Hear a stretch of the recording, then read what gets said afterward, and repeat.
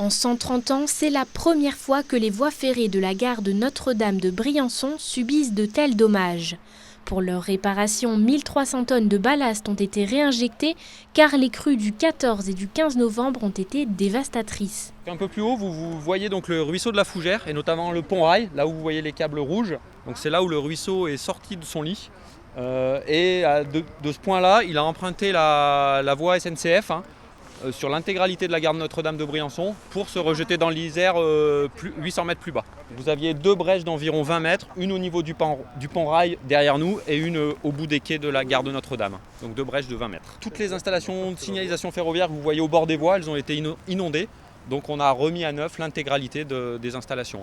60 soudures ont été nécessaires pour remettre en place les panneaux ferroviaires.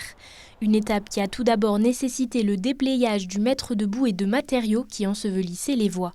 Des travaux qui ont commencé 2 jours après les crues, avec une livraison du chantier prévue moins d'un mois après. C'est un délai extrêmement court, disons nos processus classiques, habituels, volent en éclats. Enfin, là, on est dans l'urgence, donc les études ont été menées en 3 jours. Enfin, les experts sont venus sur le terrain, nous ont fourni une note d'étude en 3 jours.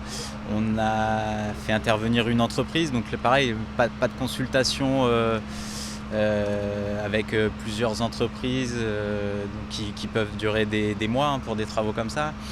Donc on a un peu co-construit finalement avec l'entreprise la solution. Cela fait près d'1 mois que les équipes sont mobilisées 24 heures sur 24 et ce 7 jours sur 7 pour permettre la réouverture de la gare prévue ce vendredi 15 décembre.